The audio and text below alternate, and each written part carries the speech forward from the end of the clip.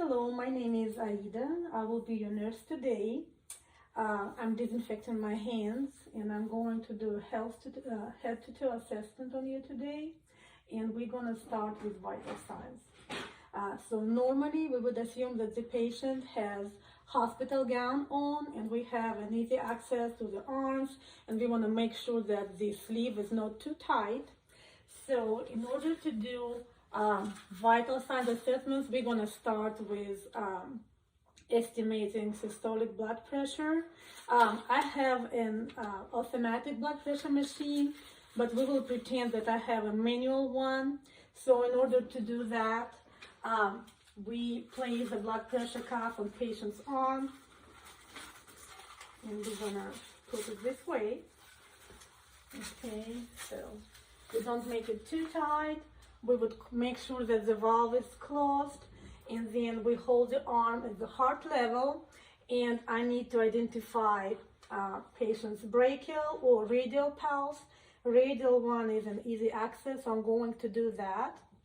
So the way I'm doing that, I'm pumping and inflating the blood pressure cuff, and at the same time I'm feeling the radial pulse, and I use my stethoscope and I place the diaphragm on it here while palpating and pumping, and I need to estimate where I don't feel the radial pulse any longer. And after that we release the air. You can put your arm down. And normally the book says that we need to pump 20 more than we estimated the blood pressure, systolic one, where we don't feel radial pulse any longer. So we will go by book. Okay, so let's check the blood pressure. We will pretend that we use the manual one. I do use the mathematical machine. Okay, and I will place that just to pretend.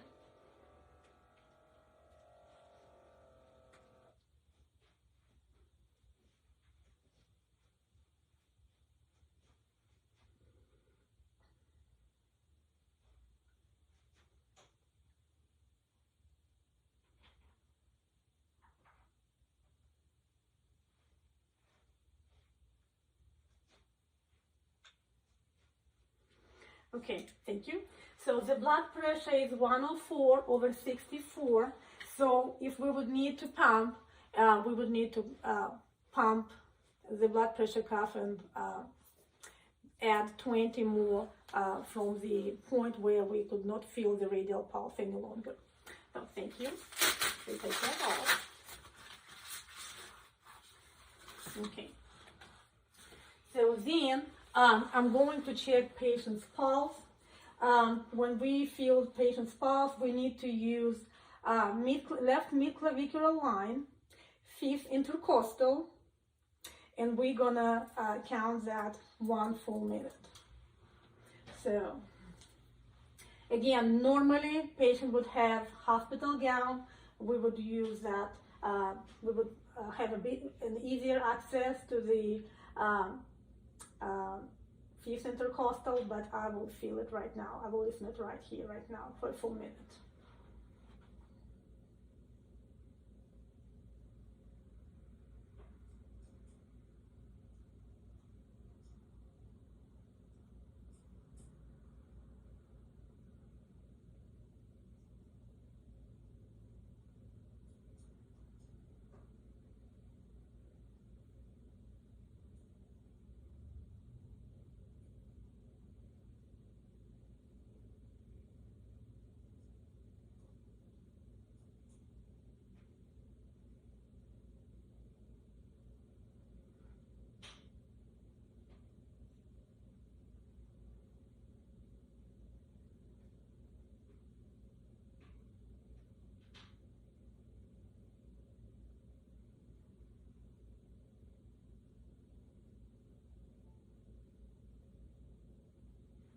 Thank you. Okay, I have a clock on my wall where I could time 1 minute. Your heart rate is 65. And then we are going to calculate patient's respiratory rate. For that, in order to distract the patient, I will hold patient's arm and pretend that I'm checking her radial pulse. I do that in order to distract patient's attention, that she would not be able to modify her respiratory rate and control that. But I will observe the chest rising. Okay, and I do that again for 1 full minute.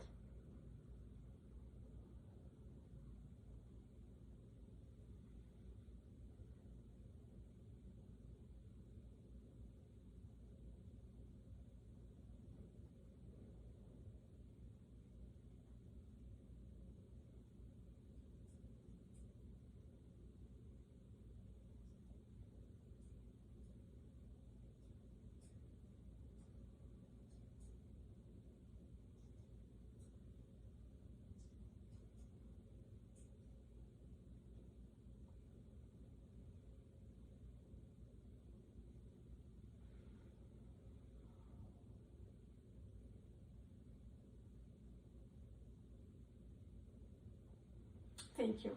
Respiratory rate is 18. So we completed blood pressure check, radial pulses check, and also respiratory rate. After I completed the vital signs, I need to make sure and write them down to document, and we will move towards skin assessment. To do skin assessment, I check patients' upper extremities and lower extremities with the dorsal side of my hands. And what I check for temperature and moisture by doing like that, to make sure that the skin is warm, dry. I also observe the color should be pink. And after that, I need to check the elasticity. If the patient has hospital gown, we check it under the collarbone, or we can check in the patient's hand by kind of gentle pinching and make sure that the skin smoothes out right after that, to make sure that the patient is not dehydrated. Thank you.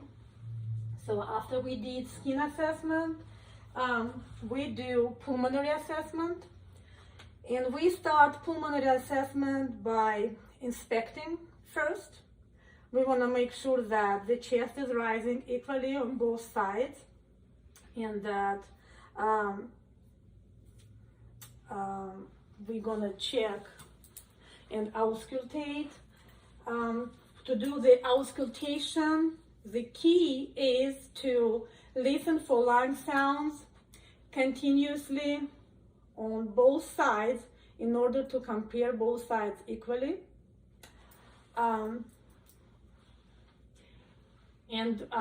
sounds are high pitched, so I'm going to use the diaphragm of stethoscope. So, okay, take a deep breath, please. In and out, don't hold it. Deep breath. Deep breath. Deep breath. Thank you. Raise your arm for me, please. Take a deep breath. Perfect. The other side. Take a deep breath. Okay. Can I ask you to stand up, please? Turn with your face, with your back facing me. This way. Thank you. Okay. So when we do the back lung auscultation, we need to make sure that we listen the lung sounds between the scapula, so we don't listen the breath lung sounds over the scapulas. Take a deep breath. In and out. Don't hold it. Deep breath. In and out. Deep breath. Perfect. One more time. Perfect. Deep breath. Great. Deep breath. Perfect. Okay. You can stay like that. So lungs are clear. And then we do palpation. Okay. To do that, I'm placing my palms on patient's back, and we ask the patient to say 99 Say 99. 99. 99. 99. Again. 99. Again. 99. Perfect. So, and then I need to identify the T10. And the T10, I place my thumbs around it, and we ask the patient to take a deep breath. And we want to make sure that when the patient takes a deep breath, the tongues go apart both at the same time. Okay, take a deep breath. Perfect. One more time. Perfect. Okay, you can turn and you can have a seat. Thank you. So that was our pulmonary assessment. We want to make sure that we don't hear any wheezes, crackles, rhonchi, stridor, and stuff like that. After that, we do cardiac assessment. And for cardiac assessment, we are going to auscultate, and we will auscultate with the diaphragm and the bell of the stethoscope. So for the auscultation, we are going to auscultate all the valves. Second intercostal, right next to the sternal border, it is aortic valve. Right across of that is pulmonic. Third intercostal space near the sternal border is Erb's point. Fourth intercostal space is where we have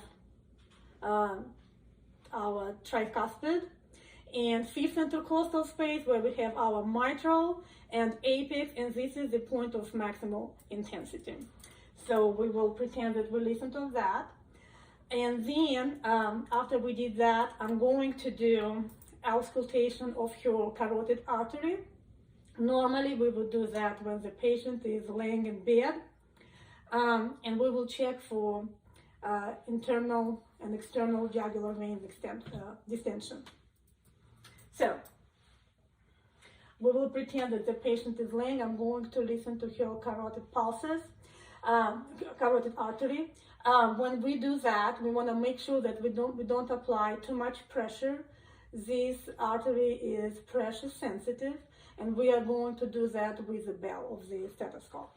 Okay, so we ask the patient kind of turn the head away from me, okay, and hold your breath for a minute.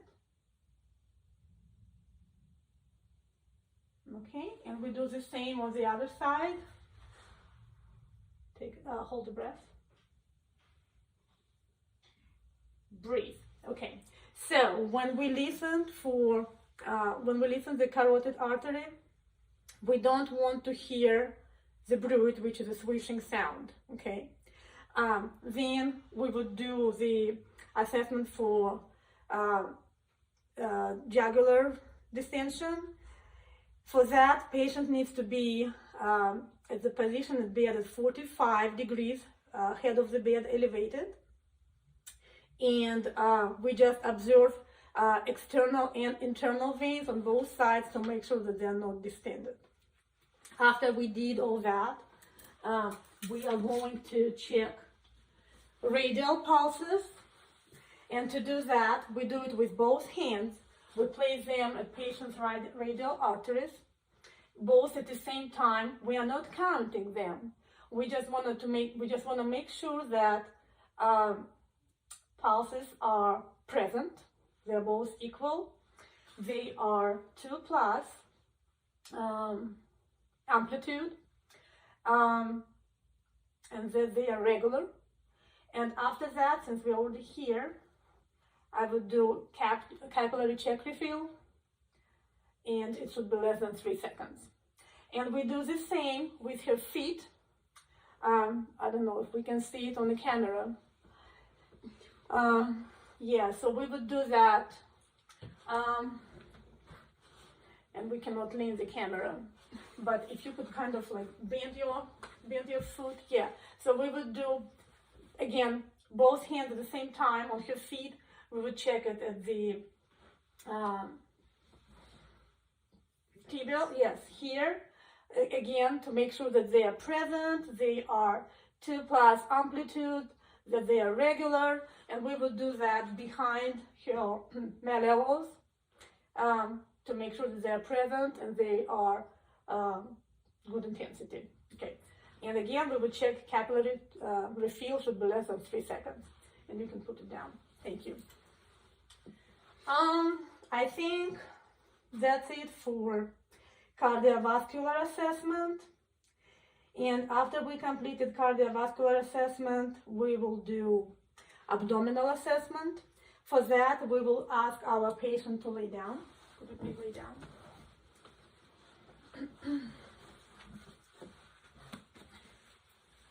So we start our abdominal assessment with inspection. We want to make sure that there is no distension. And after we check that, next is auscultation.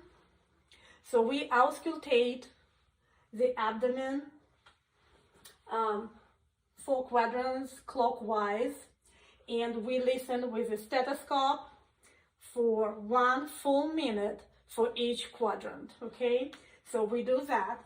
After we did auscultation, we do percussion, and we should hear tympani when we auscultate abdomen, and we do it again in a clockwise fashion. And after we did the percussion, the last one goes palpation. We do light palpation and we do a deep palpation, and while we're doing palpation, we look at the patient and we observe if we kind of, first of all, we need to make sure that there are no masses, and if we identify any tenderness, we need to look at the patient. That facial expression would tell us about that. And that would complete abdominal assessment. You can sit down. Thank you. Okay, so after we completed all that, we're gonna do cranial nerve assessment, and there are 12 pairs. And for that, I don't have all the necessary equipment. I do have Snellen chart. I have my pin light. I do have some samples to check olfactory nerve and to check patient's taste. I do not have tuning fork and I don't have percussion hammer, but we will pretend that we have it. Okay, so the first pair is olfactory nerve. We're gonna check patient smell. It is a sensory function, and in order to do that, we have a couple of scents, and we ask the patient to smell it and identify what it is. So, is there any of your nostrils is congested? The left one. Left one. Could you please close it? Okay, smell it and tell me what it is. That's a coffee. Coffee, perfect. Okay, so, and we will do the same with a couple of other smells. Okay, so olfactory nerve is intact. After that, we would do optic nerve assessment. That's visual. And we will do Snellen's chart first. Okay, so normally we would have the Snellen chart at a distance. Okay, and we will ask the patient to read the smallest line they can see. Could you tell me, please? Cover one of your eyes, please. Okay, so read the lowest line you can see. BCCOLCRTD. Perfect. Cover the other eye and do the same. BCCOLCRTD. Perfect. All right. So, and we would document that. So after that, we are going to check peripheral vision. So in order to check the peripheral vision, we need to ask the patient to cover one of the eyes. Okay. And I will cover the same eye on my side here. And I will ask the patient to tell me when she sees my arm. So tell me when you see my arm. No. Tell me when you see my arm. No. Okay. Tell me. No. Okay. Cover the other eye, please. And we do the same on the other side. Tell me when you see my arm. Okay. Tell me. No. Okay. Tell me. No. Okay. Perfect. All right. So Ocular nerve is intact. And we are going to do next pairs. It is 3, 4, and 6. They both check at the same time. So in order to check that, we are going to use my pin light. Okay, we dim it a little bit, but it wouldn't be too bright. Okay, so what I'm going to do is to kind of put the light in the patient's eye and see patient's pupil reaction to light. It should constrict. And what we check to make sure that pupils are both equal, round, and they are consensual, which means that they both constrict at the same time. And then we also check for accommodation. So in order to check for accommodation, we ask the patient to focus on an object on the wall, a little bit at a distance, and then we place the object in front of the patient, and we ask them to focus on that object. And what we need to see accommodation or convergence when eyes kind of get close together and focus on the object in front of them. So, okay, look here. Perfect.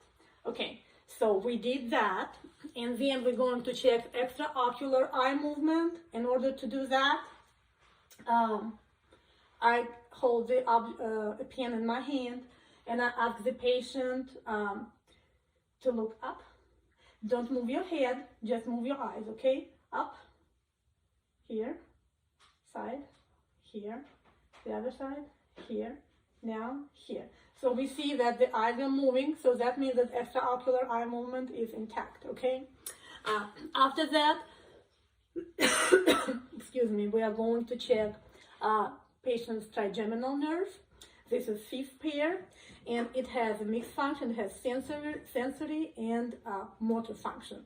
So for the sensory part, what we are going to do, we have a sharp object and we have a soft object, okay? And I will demonstrate it to the patient, how both of them feel. So this is sharp, okay? And this is soft.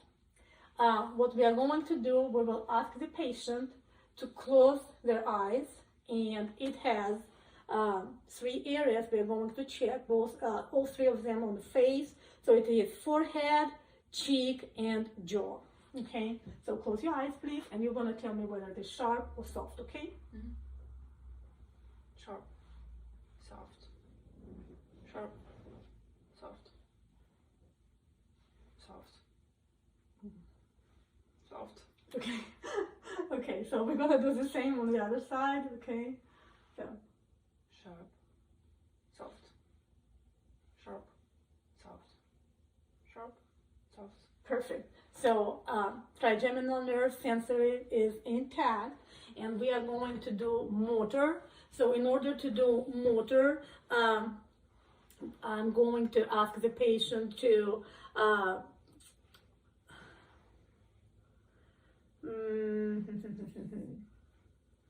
okay, so I'm going to put my hands on her masseters, and I'm going to ask her to open and close her mouth, and then move her jaw from side to side. So open and close your mouth, close it, okay, move from side to side, okay, perfect. The motor function is intact. So we did number 6, and now we are going to do number 7, which is cranial nerve, which is facial nerve. In order to do that, first it has sensory and motor function. For the sensory part, normally we have something for patient to taste, and we will pretend that we have that, and patient tries and identifies what it is. Or for the motor part, we are going to ask the patient to frown. So frown, please, frown. Yes, and then pop your cheeks. Yes, and I'm going to kind of put pressure against that, okay? And then smile. Okay, perfect. So motor function is intact. Then we're going to check cranial nerve number 8, which is auditory nerve. And we are going to do whispering test, we are going to do Weber's test and then Renee's test. So to do the whispering test, please get up. And then we have the patient kind of facing back to us, and we ask them to cover one of the ears, and we will whisper a word and the patient needs to repeat that.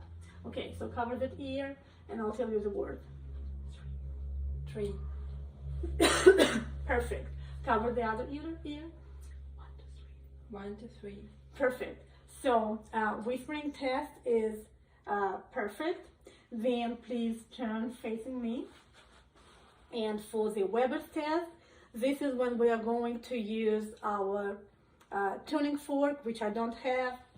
I will pretend that my pen light is my tuning fork. And normally what we need to do, we kind of strike it, okay, and we wait until it makes some vibration and sound, and we place it on patient's forehead and ask them to let us know whether they can hear the sound equally on both sides. If they don't, that means that one of the ears that doesn't hear the sound is affected. So let's pretend that she has, that she hears it on both sides equally, okay? That's Weber's test. And then for Renee's test, again, we're gonna strike the tuning fork and we put it on mastoid process here. And we ask the patient to let us know when she stops hearing the sound. And we also do air conduction when we place the tuning fork on patient's ear. And the same, the patient should let us know when she stops hearing the sound, okay? So that was whispering test, Weber test, and Renee test, and that was cranial nerve 8, which is intact. Okay, thank you. You have a seat, please. Then we are going to do 9 and 10 together. For 9 and 10, I'm going to use my pen light again. So we ask the patient to open their mouth and then say ah. Open your mouth, stick your tongue, and say ah. Okay, so we need to see as the palate and uvula rise. This is what's normal. This is what we want to see. And then we also need to check for gag reflex. So for the gag reflex, we would have our tongue blade. We don't have it here, so we will just ask the patient to swallow. Could you please swallow? And we look at the throat to make sure that the swallow movement is present. But if we would be in a hospital setting, we would more concentrate on gag reflex to make sure that the patient is able to swallow and is not at risk for aspiration. Okay, so that was cranial nerve 9 and 10. Now we do 11, cranial nerve 11, which is spinal accessory nerve. In order to do that, we place our hands on patient's shoulder and we ask the patient to we press against the shoulders, and patient should try to raise, and we need to meet the resistance. Could you do that, please? Perfect. And again, I'm going to do it again, please. Yeah, perfect. So yes, we met resistance, and we also I think we turn the patient's head from side to side, okay? And then I'm going to push against your cheek, so we kind of meet resistance. Yeah, yes, okay? And the same thing here. Perfect. So 11, cranial nerve 11 is intact, and it is a motor. And then finally we do cranial nerve number 12. This is where we check the tongue. So in order to do that, we ask the patient to stick their tongue out, okay, close your mouth, and then